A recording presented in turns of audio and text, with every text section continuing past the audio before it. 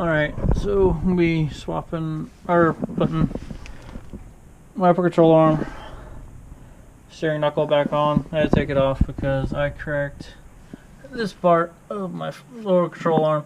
The only thing I put on is put it back in place. For anyone ever trying to do this, taking this out is a rather large pain. Not many shops want to do it. But since I had the suspension out, I needed new bushings anyway. I decided to put the energy suspension bushings in the car. So I'll show you all the process a little bit. One good thing, they do give you the torque specs for everything with energy suspension, but they do recommend you go back and check torque specs in cars with Dodge. So try and give you all a little how-to on this. It's actually rather straightforward on the car, so hopefully this helps anyone else doing this in the future out. One thing that was very difficult was disconnecting this from the lower. Originally I wasn't going to pull everything out, but at the end I had to. So that happened. First thing I'm going to be putting the upper control arm back on its mounts behind the shock.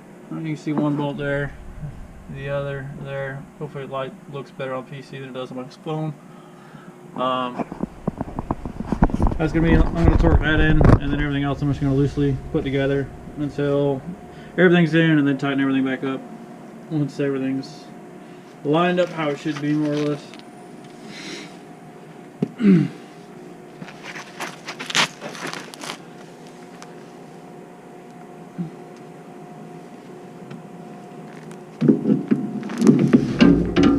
If you do look at your control arm mounting bar, there is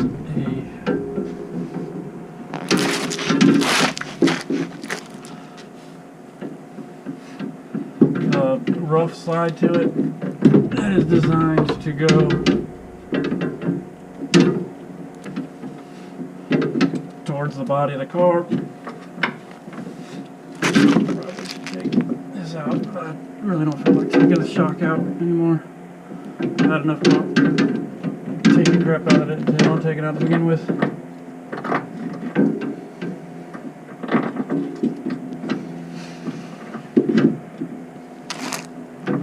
need my gloves.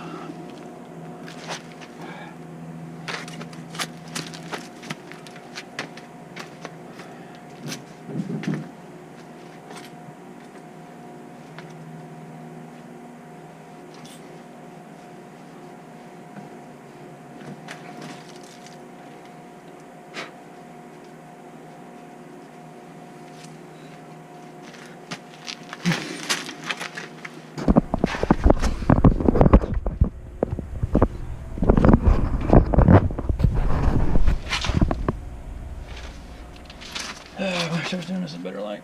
Sorry, guys. Alright.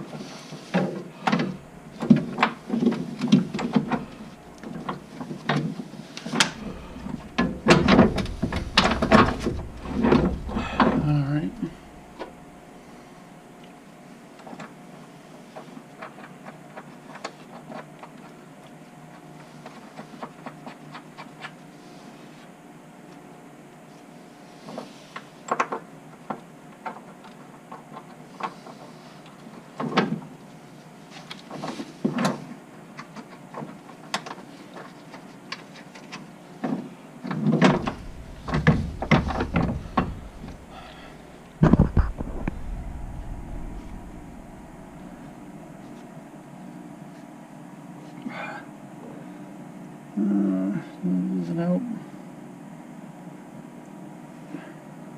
So you got one there and there, and then you have to add these shims. I kept them in the direction that came out, so I put them back in the same order. I'll tighten this up a little bit so they actually stay in place.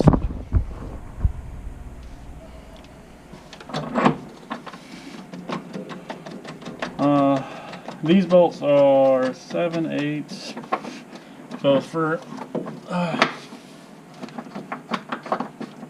the rod itself and holding the lower control arm to it,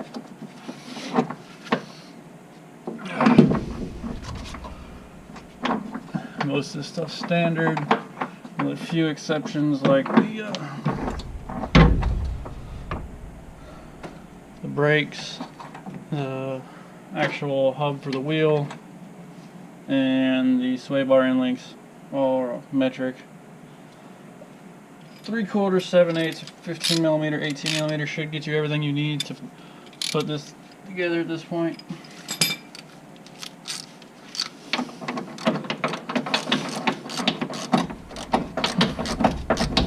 I'll have to look at the instructions, but I believe these are torqued to 155.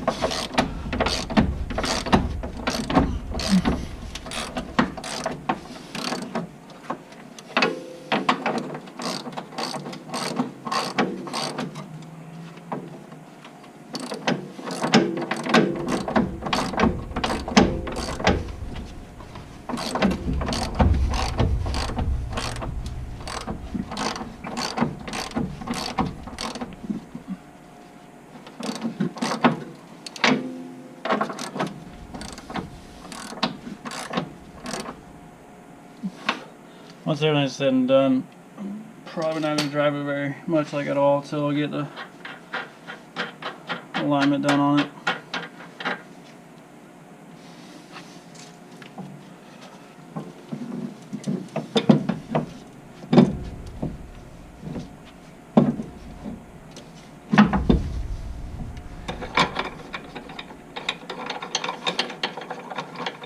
One side of the shock is 7/8.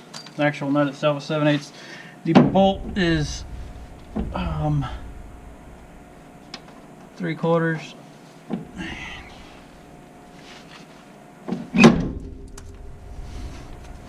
I almost ate that.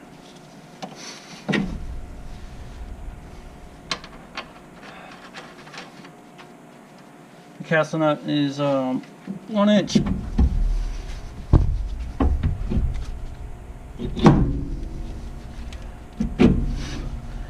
Both the lower control arm mounts to the body are 3/4 inch.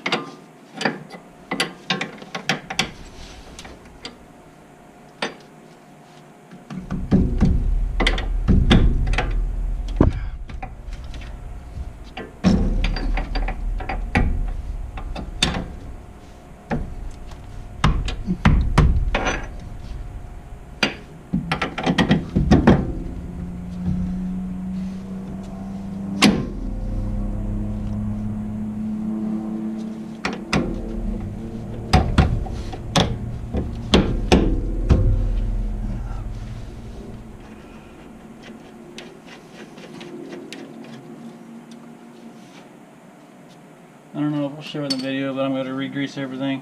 Even though I greased some of it before I greased everything when I was originally swapping out the end links.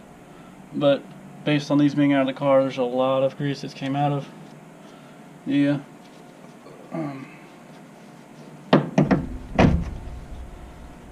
ball joints, especially for the upper being it's been out of the car the longest and messed around with the most. I gotta wait till do the other side before I lower the sway bar. That's pretty much everything. Put back together, except for tightened. I'm gonna grease the upper ball joint again. The lower ball joint is obviously underneath. Steering link and re-grease the sway bar and links. Pretty straightforward. One thing I advise for anybody who does energy suspension stuff that says use gloves, latex gloves when dealing with their lubricant. It is retarded to get off. It verified it's retarded to get off. I had to go through brake fluid, dish detergent, rubbing alcohol to try and get it off. It still took a long time to get it all off the car. I'll probably take some pictures and put them in the video or something so it's a little easier to see. But it's pretty straightforward. The only difference is the forwardmost hole is where the sway bar and link would go. If you're using the Moog ones like I am, the nut they come with is a torque nut or a lock nut, so it's a pain to use. and I'll just be careful with that so you don't damage it. Brakes still need to go on. The 2 bolts that mount the brakes on are 18mm right here. See it very well. Right here and here. This bottom bolt for the hub itself comes loose for the brake, for the line for the brakes. And I'm done with this video. Hopefully this helps anyone ever working on this, especially on the vibrator. I took everything off except for the shock, but there was no reason to take it all the way out. I didn't need any special tools because it doesn't really expand very much, being that it's been without a load on it for a while. Hope this helps anyone working on Vipers. This is a 98 RC10, who people don't know my car. Hopefully this helps me in autocross.